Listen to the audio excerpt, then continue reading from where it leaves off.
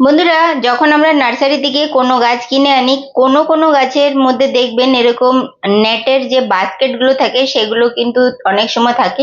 এগুলো কিন্তু সরানোর অনেক বেশি নিয়ম আছে, নালে কিন্তু আপনাদের গাছটা মারা যাবে। তো কি কি নিয়ম আছে আমি বলে দিচ্ছি। যদি গাছটা অনেক বেশি ছোট তখন করবেন না।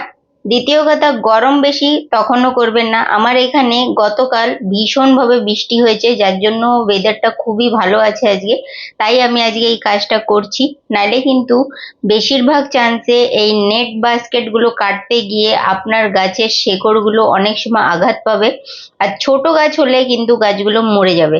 আমার এই গাছটার শেকড় গুলো দেখে নিন কত ভালোভাবে ছড়িয়ে গেছে। আমি অনেক দিন আগে এই গাছটা কিনে এনেছিলাম, কিন্তু প্রতিস্থাপন করতেই পারছিলাম না, মানে সময়ই করতে পারছি না। তো যার জন্য গাছটা ভালোভাবে বড়ও হয়ে গেছে।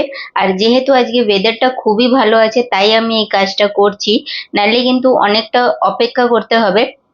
নেট বাস্কেট সরাতে গিয়ে অনেক সময় গাছ মারা যায়। আপনারা সরাচ্ছেন তখন মরবে না, কিন্তু পরে মারা যায়। তার কারণ হচ্ছে কি, আপনারা দেখুন কত ভেতর অব্দি এটা ঢুকে থাকে।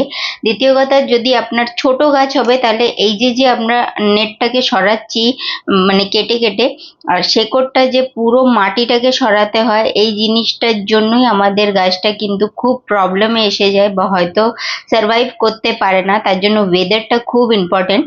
চেষ্টা করবেন বৃষ্টি যেদিন হচ্ছে সেদিন করবেন, নাহলে বৃষ্টি হয়ে গেছে সেদিন করবেন, মানে একটা ঠান্ডা ওয়েদার হলে অতটা গাছে আঘাত পাবে না।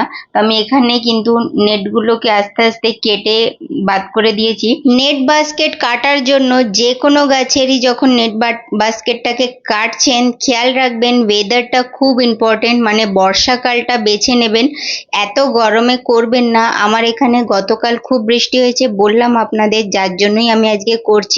দ্বিতীয় কথা হচ্ছে গাছের শেকড়গুলো যেন ভালোভাবে ছড়ানো থাকে, মানে একটু বড় গাছ হলে বা শেকড় যাতে বেশি সেই গাছের করবেন। একদম ছোট গাছ করলে কিন্তু মারা যাবেই আপনার গাছ, এরকম একটা ব্যাপার। আমি একবার মানে 2-3 বছর আগে ছোট গাছের করে ফেলেছিলাম, আর আমার সেই গাছটা বাঁচাতে পারিনি। তারপর থেকে আমি এই জিনিসগুলো খেয়াল রাখি।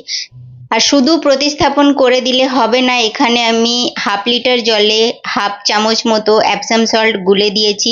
অ্যাপসাম সল্ট 1 লিটার জলে 1 চামচ নেবেন, মানে পরিমাণটা এটাই। আর তারপরে ভালো করে গুলে নিয়ে গাছে চান করাবেন, মাটিটাতেও দেবেন, তাহলে আপনার গাছ শকে যাবে না।